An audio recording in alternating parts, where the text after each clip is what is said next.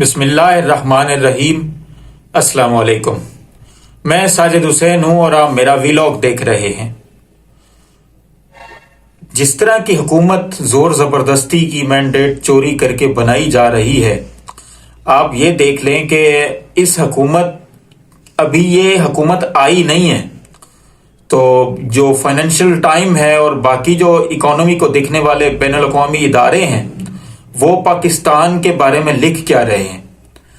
مطلب آپ یہ دیکھ لیں کہ اگر میں سمپل 2 لائنوں میں اس بات کو بتانے کی کوشش کروں تو لکھا جا رہا ہے کہ پاکستان میں ایک ایسی آگ لگنے والی ہے جس کے اوپر پاکستان کنٹرول نہیں کر پائے گا۔ یعنی 125 ارب ڈالر سے اوپر قرضہ ہمارا پہنچ گیا ہے تو ہم اس کو واپس نہیں کر پائیں گے۔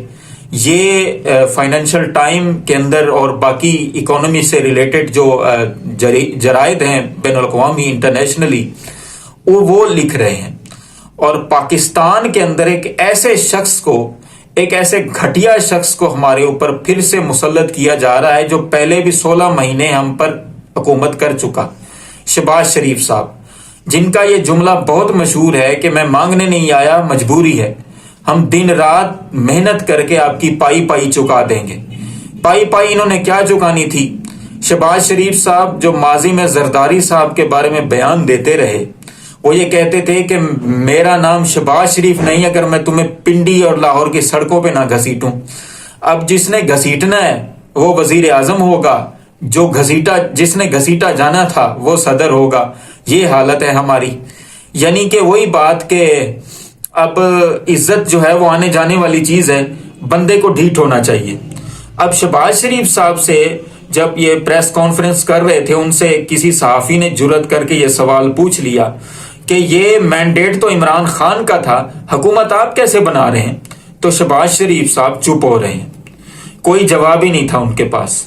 اب دوسری طرف ان کی بھتیجی صاحبہ جو کلیجہ چبانے والی ڈائن جن کو کہا جاتا ہے، اور جس طرح کی مخالفین کے بارے میں ان کی زبان ہوتی ہے، وہ پنجاب کی چیف منسٹر بنائی جا رہی ہیں زور زبردستی۔ اب یہ بات ڈسکس کوئی نہیں کر رہا کہ یہ حکومت کتنی دیر چلے گی۔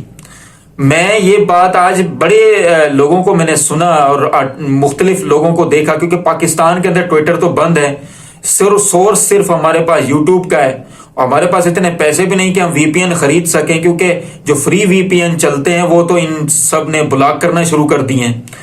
اب یہ بات ہے کہ وہ کہتی ہیں کہ جی کرپشن میری ریڈ لائن ہے۔ کون کہہ رہی ہیں؟ مریم نواز۔ یہ ذرا غور کریں اس جملے کو، ہنسی بھی آئے گی، آپ کو افسوس بھی ہوگا۔ اب وہ کہہ رہی ہیں کہ کرپشن میری ریڈ لائن ہے۔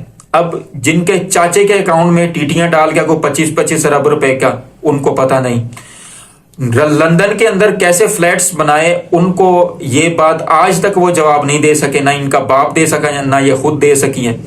اور یہ مطلب ہے کہ جو کلبری فاؤنڈ جو پکڑا گیا تھا، کلبری فاؤنڈ ابھی مائکروسافٹ کا جو ہے وہ لانچ ہی نہیں ہوا تھا، اس سے پہلے انہوں نے اس میں ٹرسٹ ڈیڈ بنا لی کہ جی یہ میں، اور پتہ نہیں کیا پناما کے اندر جو سارا قصہ تھا وہ آپ کو سب کو یاد ہوگا کہ یہ میری باپ کا، یا پتہ نہیں کیا کیا عجیب سی کہانیاں انہوں نے گھڑی، وہ بھی سب کے سامنے ہے۔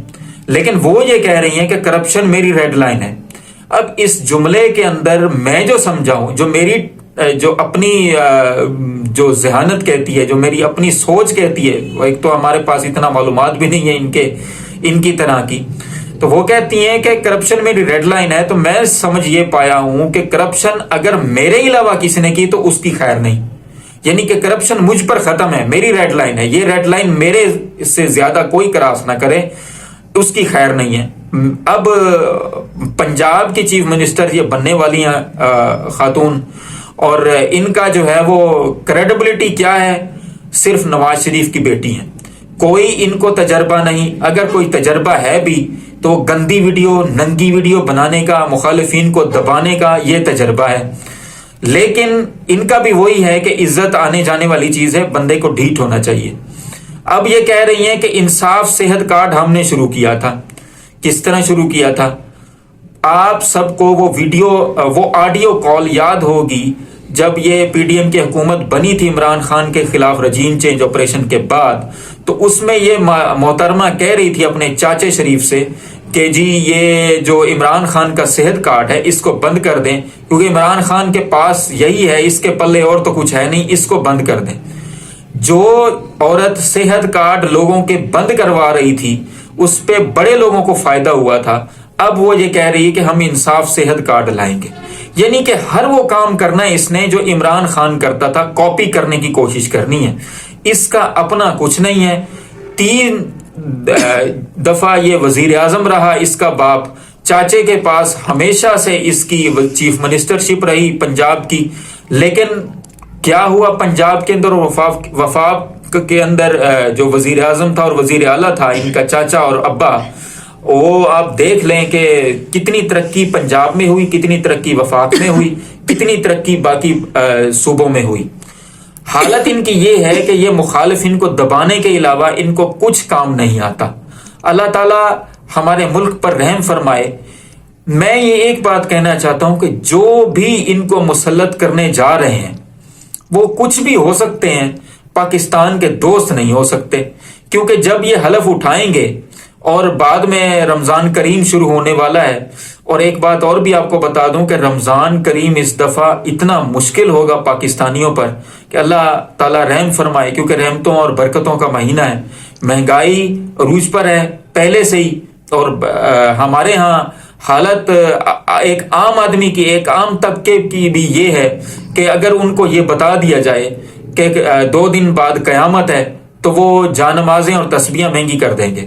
اسی طرح ذخیرہ اندوزی رمضان شریف میں پہلے بھی عام ہوتی ہے، کوئی کنٹرول نہیں ہوتا، اس دفعہ حد سے زیادہ عام ہوگی، کیونکہ ہر بندہ یہ چاہے گا کہ کسی نہ کسی طریقے سے پیسہ کما کے اپنی جیب بھرے، باقی جائیں سب بھاڑ میں۔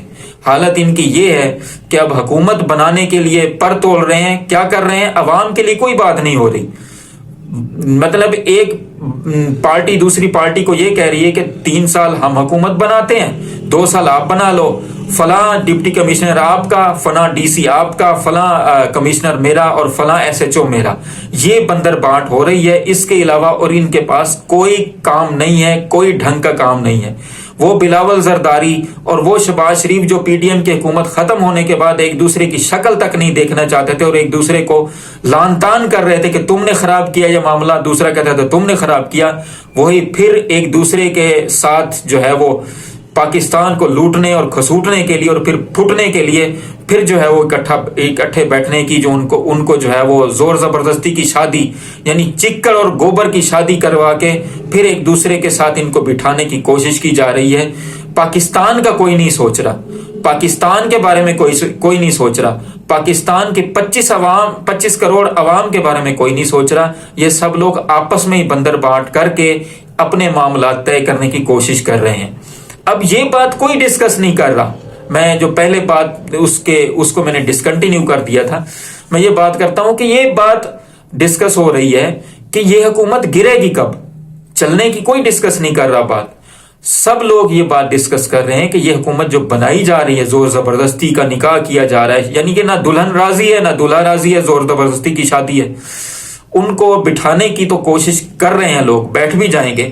اب لوگ یہ ڈسکس کر رہے ہیں کہ یہ بات کب ختم ہوگی، یہ گرے گی کب حکومت، اور لوگ اگست تک کا الٹیمیٹم دے رہے ہیں، کیونکہ گرمیاں بھی شروع ہونے والی ہیں، رمضان شریف بھی شروع ہونے والا ہے، مہنگائی حد درجہ اوپر چلی جائے گی، بجلی کے بلز جو جون اور جولائی میں آنے والے ہیں، آپ سب کی سوچ ہے۔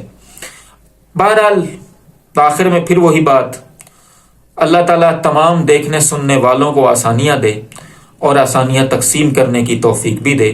ان مشکل حالات میں اپنے اس ملک کے لیے دعا کریں، کیونکہ ہم نے یہ ملک بڑی قربانیوں کے بعد حاصل کیا تھا، جہاں پہ 1971 کے حالات اب بنائے جا رہے ہیں، اور اپنے فلسطینی بھائیوں کے لیے بھی دعا کریں، کیونکہ ہم سوائے دعا کرنے کے کچھ اور کر نہیں سکتے، ہمارے اپنے اندر حالات خراب ہیں۔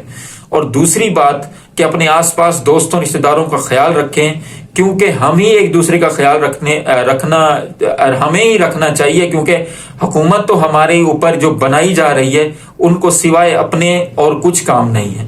اور ہمارے اس چینل کا بھی خیال رکھیں۔ آپ کا بہت بہت شکریہ۔